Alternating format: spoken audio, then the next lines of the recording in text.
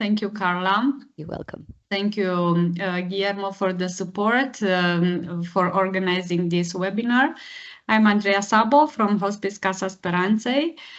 We have here today Andreas Henry Mulali. He's the presenter today, who generously accepted to take on board this topic. We will discuss today what aspects of the environment needs to be considered when we deliver a presentation. Andreas is a specialist clinical nurse and facilitator on Department of Research and Education at Palliative Care Unit of Galilee in Greece. Following his studies of nursing, he obtained a postgraduate diploma on clinical nursing with the direction of critical care nursing. He worked 3 years as a head nurse in the home care for elderly, San Terapondas. After he already was volunteer at the same place. Since 2014, he embarked his journey in the field of palliative care, making his first steps at Galilee Palliative Care Center. Further, he attended more seminars on palliative care at Galilee, also the Transformational Leadership Program here in Brașov, Romania in 2015-2016, and also Train the Trainers program of LNEC. In 2016, he assumed the position of infection control nurse, and from 2019, Andreas had the position of head of nurse at home care service in Galilee Palliative Center. From 2021, he facilitates the Department of Research and Continuing Education in Galilee. During his career, he presented many oral presentation, posters, and publication concerning palliative care at various scientific conferences. We welcome our participants. We welcome Andreas here, and please enjoy the presentation today. Thank you for the warm welcome, Andrea. You said a lot of things about me. I didn't prevent that. Hello, everyone, and good afternoon. I'm grateful for this opportunity to present in this webinar hosted by NursEduPal at Impact. It's an honor to be part of this last but not least session. You might be wondering why it is important for a nurse in palliative care to understand the impact of the presentation skills. Nurse leaders in palliative care need to ensure effective communication and education both with patients and families, as well as with the whole healthcare team, while also advocating for them. When you step up to give a presentation, your goal is simple: to captivate your audience and deliver your message effectively. But here's something many presenters overlook. Your environment plays a huge role in making that happen. Think about it. The right setup can make you feel more confident, help your audience stay engaged, and ensure your message lands exactly the way you intend. So, what are the key elements of your environment? They include the physical space, the equipment, props, the lighting, and the ambience of the venue as well. In this session, we're going to dive into how to leverage these elements to grab and maintain your audience's attention. Because when everything is set up correctly, it doesn't just benefit the audience, it's also boosts your confidence as a presenter. So when you know the space is working with you, not against you, you can focus on what really matters, delivering an engaging and impactful presentation. So let's explore how to use our environment to our advantage and create a setup that sets you up for the success.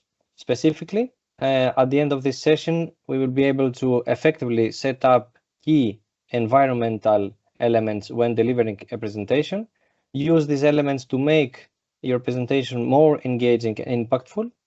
And we can plan also our presentation while considering the surrounding environment for maximum effectiveness, and also analyze different types of presentation and choose the best seating arrangement to support your delivery. So let's dive in and explore how to make our presentation more powerful and engaging. To better understand the significance of preparing the training environment, let's start with an activity. Let's imagine that you have prepared 2 sessions for an internal introductory training in palliative care. The conference hall available within the organization was booked 1 month ago, yeah? On the day of training, the day that you will present, you arrive at the conference room, and what do you see? The room is not ready. Oh no, tables are in corner, chairs are stacked, and no computer is available. When participants start to arrive, the trainer is setting up the tables and chairs, trying to find out if the coffee is ready. The trainer is too busy with organizational aspects and did not pay attention to greet the guests.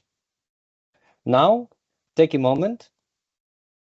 Do you have that picture in your mind? As the participants walk into the room, what do you think they are thinking? What message do you think they're receiving as they step into this environment?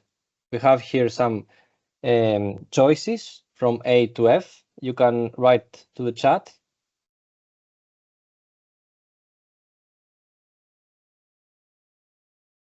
We have I can F. see the answers. Yes, thank you, Andrea. Yeah, that may be unorganized. F, all of the previous one. All. Thank you for sharing.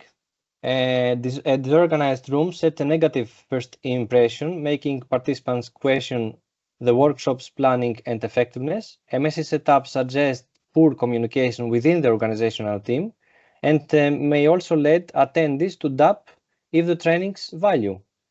So small details like an absence of coffee station can further affect participants' comfort and engagement. So the proper preparation ensures a smoother, more professional experience. Remember how important it is to create a great first impression. A great first impression creates a positive impact on the whole training. Research suggests that people form judgments about you within 7 seconds of meeting you. So you should do your best to create a positive start for a beneficial working relationship. Delivering a successful presentation is not just about the content, it's also about creating the right environment. Now let's take a closer look at the key elements that can either make or break your presentation. The foundation of effective public speaking begins with understanding your audience. It's essential to build trust through cultural awareness and show respect by acknowledging their unique experiences. By adjusting your words, tone, body language, and attire to connect with them, you create a stronger impact. The physical environment plays a crucial role in the effectiveness of your presentation. Think back to the last time that you attend a presentation in a cramped, cluttered room where you couldn't see the screen clearly and you couldn't move around comfortably. It wasn't exactly an ideal experience, right? So here are some important considerations. When choosing a room, make sure it matches the number of participants for a comfortable experience. A space that is too big can feel empty, while a cramped one can be distracting or uncomfortable. Seating arrangement is key. Are the seats positioned to provide clear sight lines to the screen or projector? Can everyone see and engage easily? When selecting a presentation space, think about its purpose. Is it a formal session? Then a conference room or a lecture hall might be the right choice. But for interactive sessions, a relaxed, open setting can foster better engagement and collaboration. By carefully selecting and organizing the presentation space, we can create a comfortable and effective learning environment for everyone involved. All right, let's talk about technical equipment now, because let's be honest, the last thing any of us want is to be in the middle of the presentation and only to realize that the microphone is dead, the projector isn't working, or the worst of all, your laptop decides it's time for a software update. So before starting these webinars, all of we as presenters, with the assistance of Patricia, Carla, and Guillermo, always check our video, the PowerPoint presentation, and test the microphone to ensure everything is working properly. That's why preparation is key. Your projector, microphone, and computer should be in top shape before you begin. You can run a quick check on your projector. Make sure the resolution, brightness, and connection are good to go. If you're using a microphone, you can test the sound quality, adjust the volume, and very important, check the battery of the microphone. And what about your laptop? Always have a backup plan in case something goes wrong. A spare device, printed notes, or even a simple outline in your head can save the day. But here's the thing, technology is a tool, not a dependence. If something fails, you need to be ready to adapt. Imagine the microphone suddenly stopped working. You can project your voice instead. If the screen freezes, free your hands and use more expressive gestures. If the slides won't load, engage your audience with vivid descriptions, metaphors, or even storytelling. And when something does go wrong, because let's be honest, it happens, don't panic. Instead of that, acknowledge that, and if possible, you can make light of the situation. Let's say even had the microphone cut out in the middle of the sentence, you can make a joke. Let's say, well, I guess the microphone decided I've talked enough. So you can turn an awkward moment into a shared laugh with your audience. The bottom line, test everything beforehand. There is already enough stress in delivering a great presentation. Let's not add unnecessary technical headaches on top of that. So be prepared, stay flexible, and remember, you, not your equipment, are the most important part of the presentation. Now let's talk about your presentation materials. Do you have your presentation ready? How is it stored? Is it on a USB drive, or have you backed it up somewhere else like your mail or your cloud storage? It's always a good idea to have multiple backups. You don't want to be unprepared if your primary device fails. So beyond just having the materials, it is important to ensure they are effective. Your slides, handouts, and any visual aids should complement your message, not distract from it. Think about it. Too much text is hard to follow and loses your audience. They might start to struggle to focus. So keep it simple with clear visuals, bold charts, and strong images to make your message memorable. But here's something extra to think about. Have you ever thought about using props in a presentation? The right props can grab attention, reinforce your message, and make your talk unforgettable.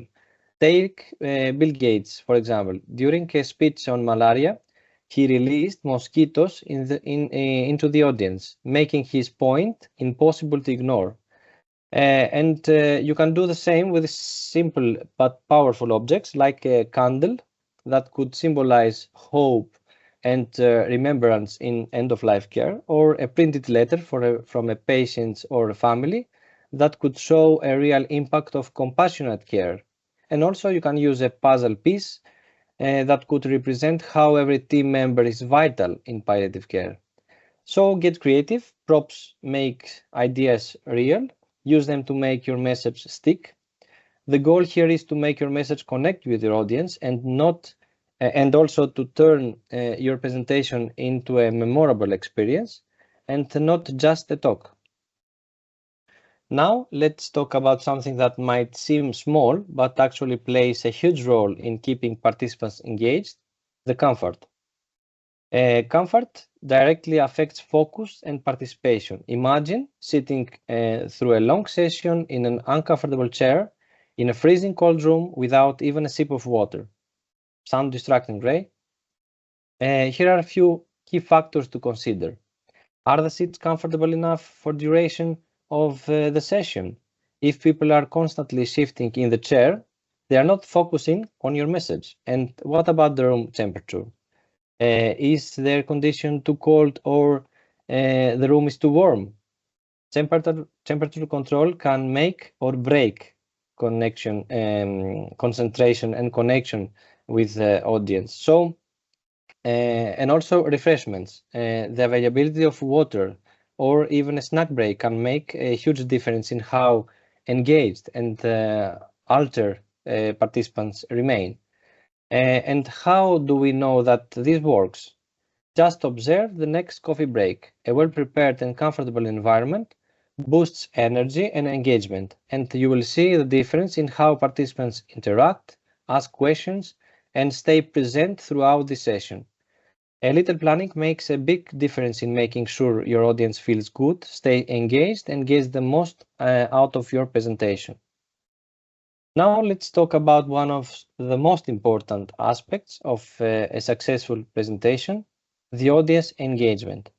This is not just about delivering information, it's about making sure your audience is actively involved. Instead of just talking at them, find ways to bring them into the conversation and how it can do that. You can ask questions, get them thinking and responding rather than just listening passively. You can encourage participation, invite discussions, personal experiences, or even quick exercises, or use interactive tools like polls, quizzes, or even a short video that can break the monotony and keep attention level high. When people feel involved, they are naturally more engaged and invested in your session. It turns a one-way presentation into a dynamic learning experience, and that's when real impact happens. Now let's talk about something that can make or break your presentation: timing and scheduling. Managing time effectively is crucial for keeping your audience engaged and showing respect for their time to be there. Here's how to do this right. Set clear expectations from the start. Outline the schedule at the beginning so participants know what topics will be covered and when to expect breaks. This helps them stay focused and engaged. And also, you can start on time and stick to your agenda. No one likes feeling like their time is being wasted. So keeping things on schedule shows professionalism and keeps your audience's attention. Incorporate regular breaks. That's very important. If a session runs too long without a break, people will start to lose focus. But if we have short, well-timed breaks, allows participants to recharge and come back energized. Remember, a well-paced session keeps people engaged and effective. When you respect your audience's time, they will respect your message too. Now, let's talk about something that often goes unnoticed until it becomes a problem. It's noise control. Background noise distracts listeners and takes focus away from your message. To keep your audience focused, ensure a quiet environment. You can close windows, silence notification, and minimize any external disturbances. You can communicate with others. If you are presenting in a shared space, kindly ask others to keep the noise levels down. Check your microphone to ensure it blocks out background noises for clear sound. By paying attention to this, to all of these details, you create an environment where your audience can focus, engage, and retain information without unnecessary distractions. But beyond all the technical and environmental elements, your most valuable tool is yourself. Don't forget that. Your energy, confidence, and ability to connect with your audience matters more than any slides or demonstration. So before focusing on equipment or materials, focus on you, the communicator. Now that we covered these key elements, let's switch things up and engage in a different activity. The aim of this activity is to sharpen our awareness and of how every small detail in the learning environment contributes to a successful presentation. Let's match each of the following characteristics provided one by one. with the appropriate category of environmental characteristics. So let's start with the first one. We have here the connectivity, Wi-Fi or internet connection. In which category of environmental characteristics do you think it matches best? First, technical equipment. Second, physical space. Three, comfort factors. 1, technical equipment. And thank you, Andrea. I can see the answers. Yes, thank you for that. The correct answer is 1. Right, well done. What about the next one? Projector, screen, and speakers. What do you think about that? In which category on environmental characteristic do you think it matches best? Now we have answers 1 or 4, timing and schedule. 1, 3, 4. 3. Thank you for sharing. It's about technical equipment. That is the correct answer. What about the next one? Proper lighting to ensure the speaker and presentation materials are visible. What do you think about that? We have 1, 3, 4. 2, physical space. Again, physical space.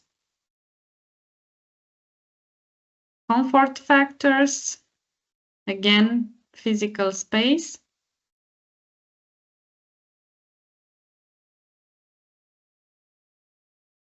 So the C is physical space. You're right. Proper lighting is essential to make sure your audience can see both you and the content clearly. That's right. Well done. What about the next one? Sitting comfort. Providing comfortable seating will keep the audience engaged. What do you think about this one? Is number 3. Well done. The right answer is 3. Yeah, we have many number 3. What about the next one? Room layout allows the audience to see and hear the trainer.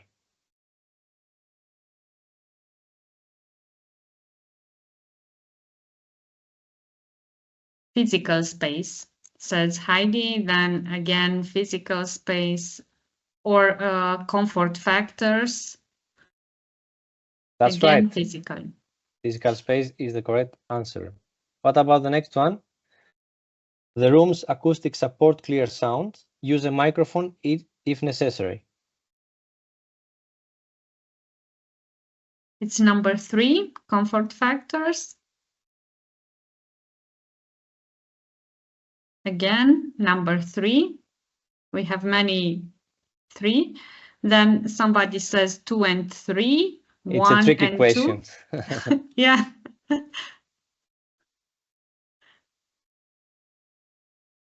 The right then we have 2 answers too. Is 2. A space that is too big can feel empty, while a cramped one can be distracting and uncomfortable. So the right answer is 2. What about the next one? Temperature control. The room is neither too hot or too cold. It's number 3, comfort factors. Again, we have number 3. I'm happy for that. You get the message. Yes, thank you for that. We have agreement here. It's about comfort factors, yes. And what about the next one? Plan appropriate breaks in longer presentation to keep the participants focused. It's number 4, timing and scheduling. Again, here we have agreement, many number 4. Here we are. Thank you. Well done. Thank you for the interaction. Let's move on. And now also we can see the correct answer again.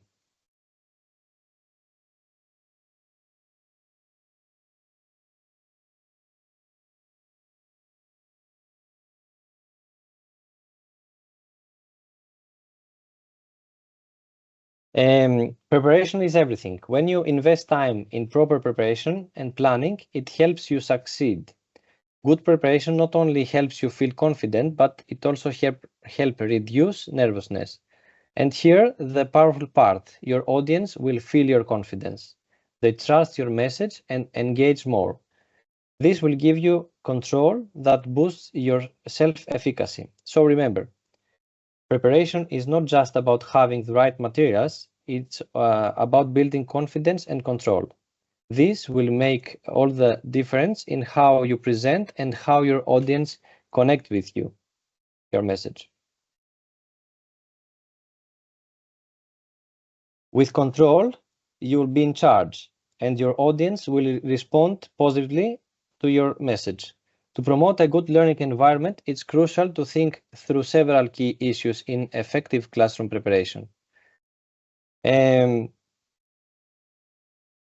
Where I'm doing this presentation, are you in a small hotel meeting room or a large conference hall? The size and layout of the room will greatly affect how you plan your session. What facilities and equipment are available? Are the technical tools in good shape? Make sure you have what you need for the presentation, whether it's a projector, microphone, or a reliable computer.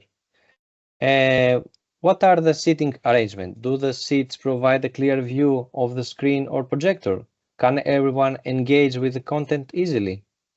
And also, how is the lighting in the room? Proper lighting is essential to make sure your audience can see both you and the content also. Sometimes you are responsible for scheduling and organizing the presentation, so you will want to double check that the room is reserved and available at your chosen time. But if you are not in full control of choosing the space, in those cases, the best approach is to rehearse in the room before the session. Take time to familiarize yourself with the space, understand its layout, test the equipment, and get comfortable with the environment. You want to be able to move freely and feel confident in that space, almost like you are one with the room. This will make your delivery feel natural and help you connect more effectively with your audience. Let's now talk about the importance of seating arrangements. The way tables and chairs are set up can significantly impact the learning experience and the flow of your presentation. The seating arrangement should be chosen based on several factors, such as the content, the method of learning, and the number of attendees. Here are a few popular seating arrangements you might consider. A classroom setup, auditorium setup, the round tables, and the U-shaped setup. Let's dive deeper into the classroom setup. This arrangement is ideal for simple lectures with minimal involvement, where participants mainly focus on the content. In a classroom setup, seats are arranged in rows facing the front, helping everyone focus on the presenter on screen.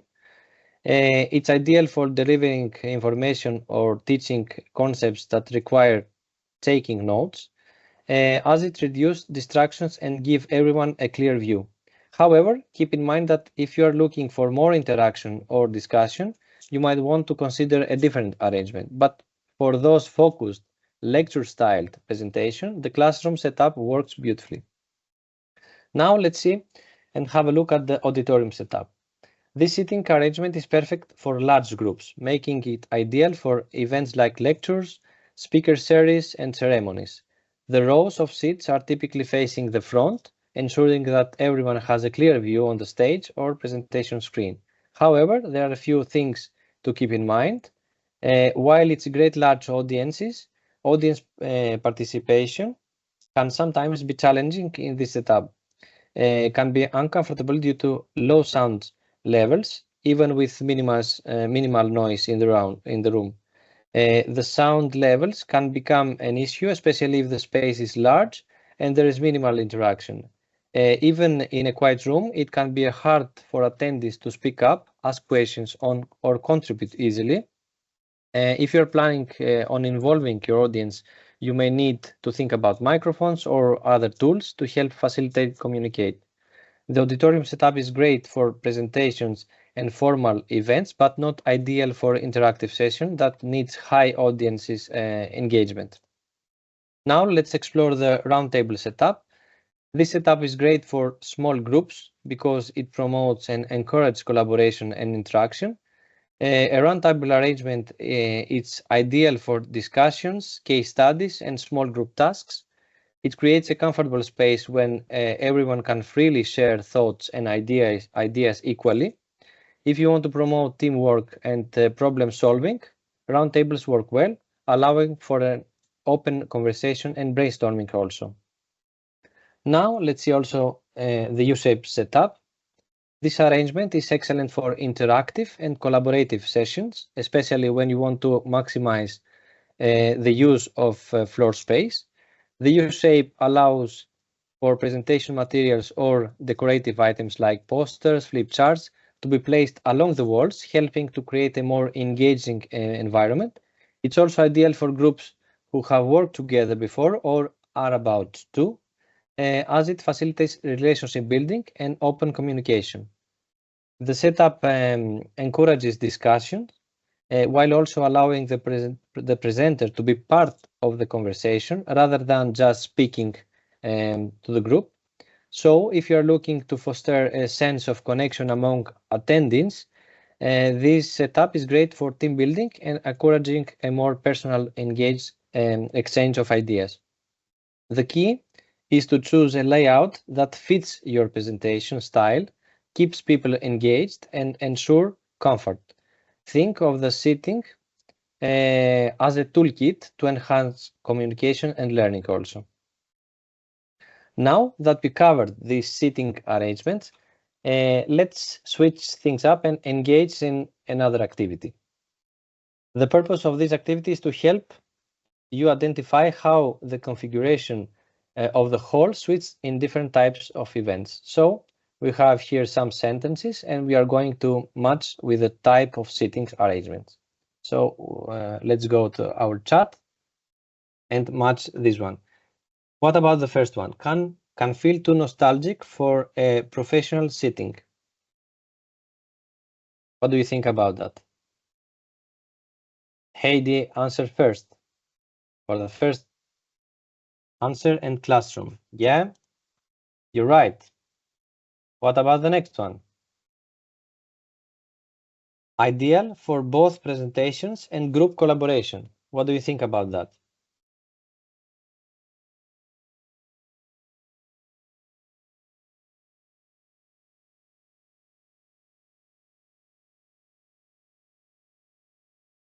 Maybe I have to wait a little bit because we have a lot of answers here. Yeah, you're right. Is your shape. What about the next one? Audience can comfortably interact with speakers.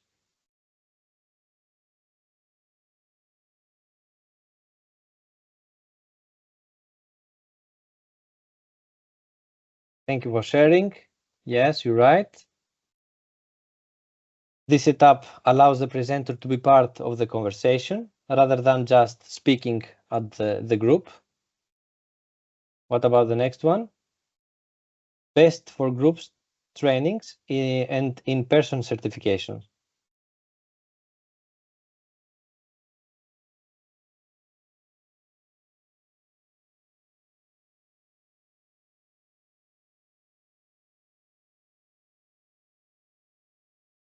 I can see 3, 2, 3.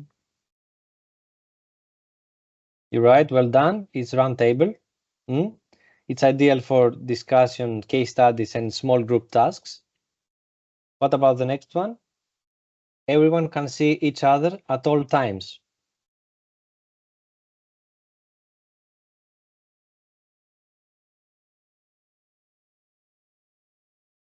We have agreement here, roundtable.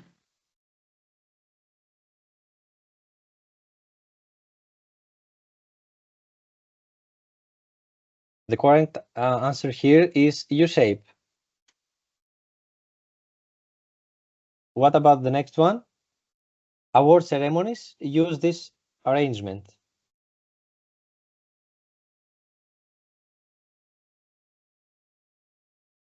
We have auditorium. That's again. right. It's auditorium. And you also can see here the correct answers again. Thank you for sharing. Thank you for interaction.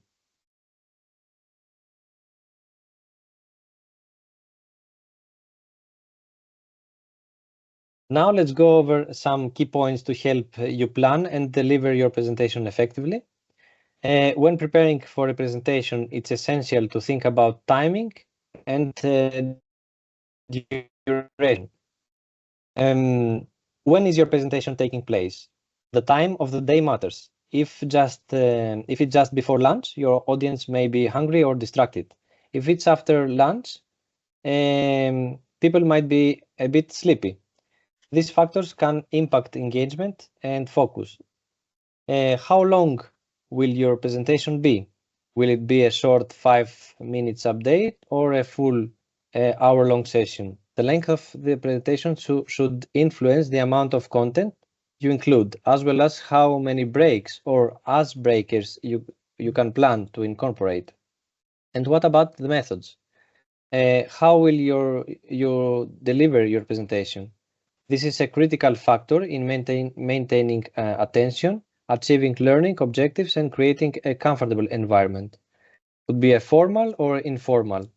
Adjust your tone of your presentation based on your audience and setting. Choose a formal or relaxed approaches as needed. And also visual aids wisely. You can use that just enough to support your message without distracting from it. And what about anecdotes and humor? Adding personal stories or light humor can break the ice and make the session more engaging, as long as it's appropriate. And what about the content? What should I say? Make sure that your content matches your audience's expectation and presentation goals also. Keep it relevant, engaging, and clear. And what about presentation equipment? Your most important piece of equipment, don't forget, is you.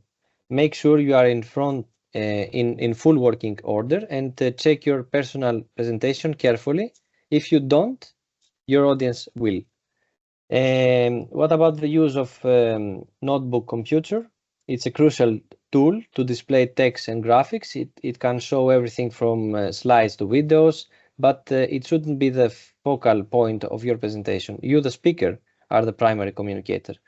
Use the computer to support your message and not to replace it. What about projector? Often used with a notebook computer, a projector displays your content on a large screen, making it visible to entire audience. Again, it's a great tool in moderation. And whiteboard and flip chart, perfect for spontaneous writing, brainstorming, or illustrating ideas in real time.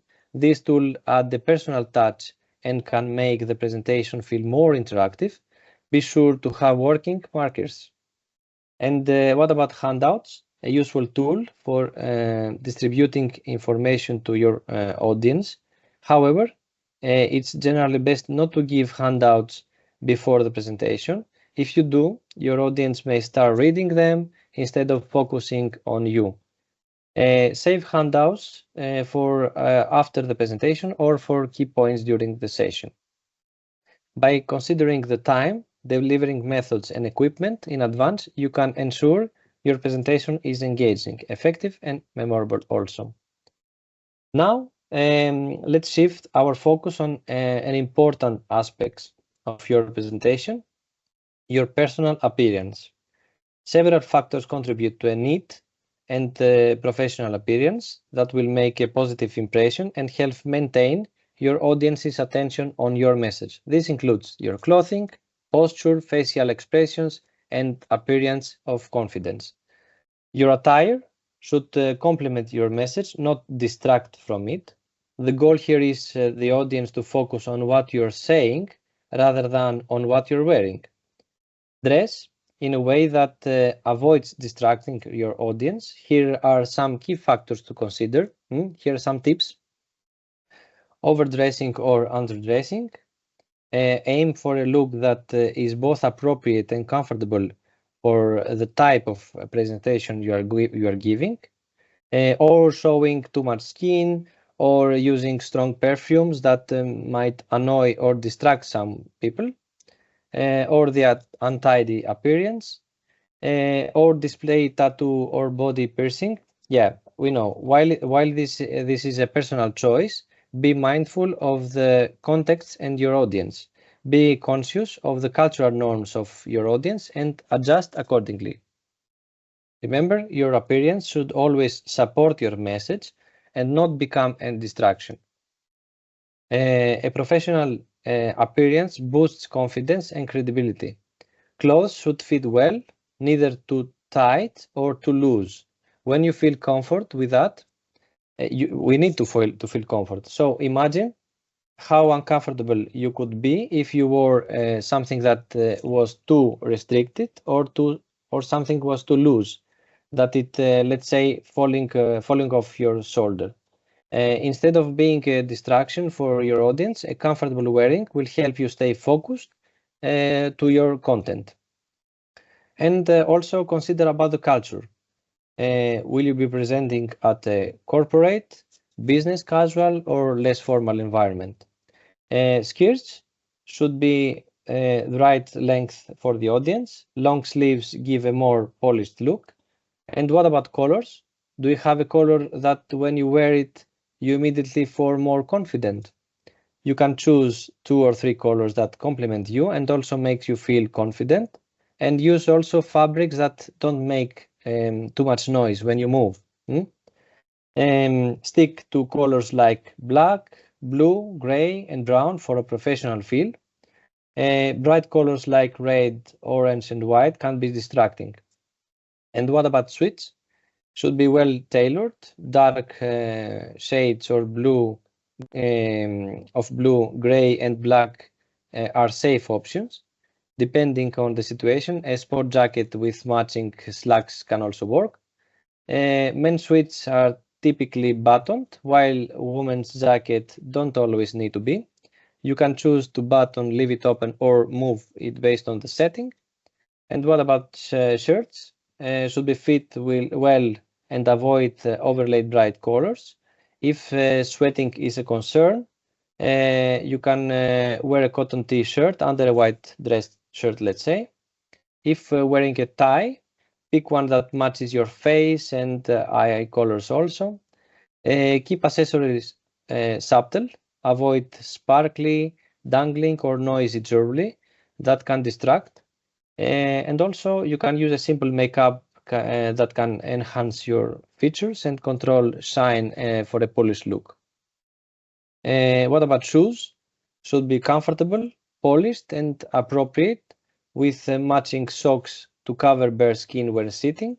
Be sure that your shoes that you choose will allow you to feel comfortable, stable, and grounded. And ladies, if you are choosing to wear heels, make sure that the heel height isn't too high for you to be able to maintain in a confident posture for the whole entire length of the presentation. Hair should frame your face and be well groomed. If you have facial hair, keep it trimmed and neat. And overall, a professional appearance is about more than clothing.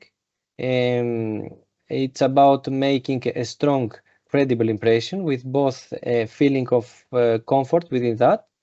And all of these that we present is just some tips that you can adjust accordingly. Now let's shift gears and talk about myths and facts. Let's see some myths and facts here. The first myth is about the first sentence. Good speakers are born, not made. What is the fact?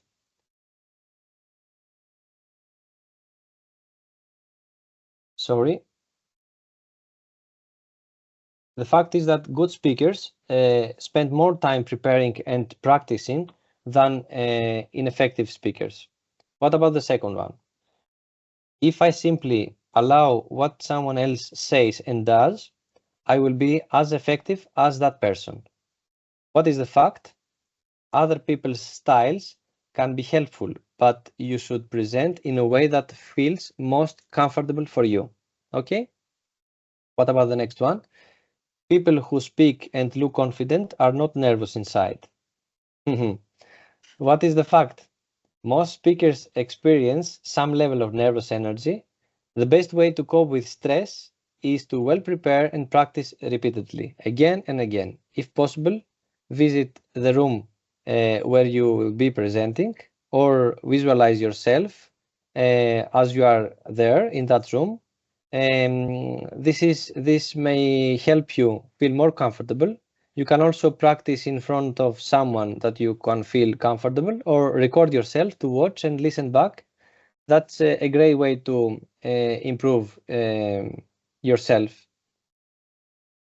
What about the next myth? I do not have enough chances to practice, so I will never feel confident. What is the fact? If you truly want to practice, you can find the time. You can start with a small group of people you know and feel comfortable to speak. And what about the final one? Before I get up to talk, I feel psychological reactions. My heart beats faster and my breathing becomes quicker. This sensation indicates fear. What is the fact? These reactions are actually a sign that you are energizing yourself. They are typical of Olympic athletes before they compete. They are completely normal. You can draw on them to energize you, not immobilize you. Instead of letting them hold you back, you can use them to fuel your performance by motivating yourself. So just take a deep breath and begin. For the conclusion, the teaching method and the content of the presentation are essential in the learning process of people willing to increase their knowledge, competencies, or skills. Effective speakers invest time in preparation and practice, and it is important to develop a personal style that feels authentic. And let's not forget, a conducive learning environment starts with a careful planning, as this environment is essential for supporting effective learning. Thank you for being a part of this session today. You had also some question about the presentation environment in the previous webinar when presented by Irene Laska, and I hope that you were answered now. Thank you, Andreas. Very interactive and interesting presentation. I think we all learned some tricks and tips. We invite the participants to add any remarks, questions, if they have.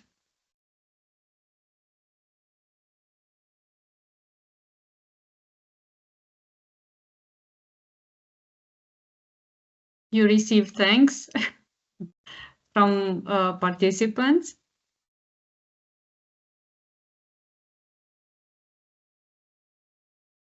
Very nice and useful presentation. Thank you. Thank you all. We have a message from Verle. Verle Cupez was part of the NursEduPal project, and she's also part of this impact project. We are happy to have her here. I think a webinar is the most difficult type of presentation, says Verle, especially if you don't see the public. Respect. Yeah, I agree with you. Yeah, it's difficult because you can't see the emotions or the notes of head that anyone can show you.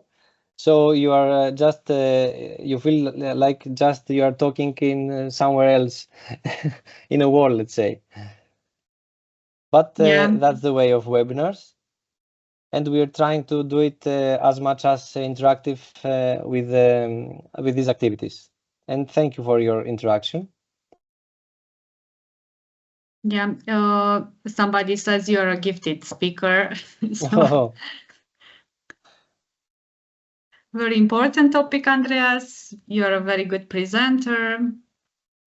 No question, you kept focus on the topic. Good presentation. Congratulations. Thanks again for your work as Nurse Love from across the seas. Thank you for the kind words. I would also like to acknowledge the efforts of my colleagues at Hospice Casa Speranței who designed all this leadership module. And also I have this opportunity to thank and congratulate all trainers who presented these webinars. We started with Ludmila Apostica from Moldova, who is with us. She's with us today. Irena Lasca from Albania, Elsa Patiraki from Greece, Camelia Ancuța from Romania, and today we have Andreas, who finished the series of leadership. Very nice. And also we have to thank Patricia, Carla, Guillermo, and also you for the materials that you make on for these webinars. Thank you, Andrea. Thank you. Yeah, we have a whole team for this project who we hope we will have an important impact on nursing at European and world level. And that's why we are grateful that many nursing leaders from other countries have involved in this, because it's important to have leaders across Europe and across world.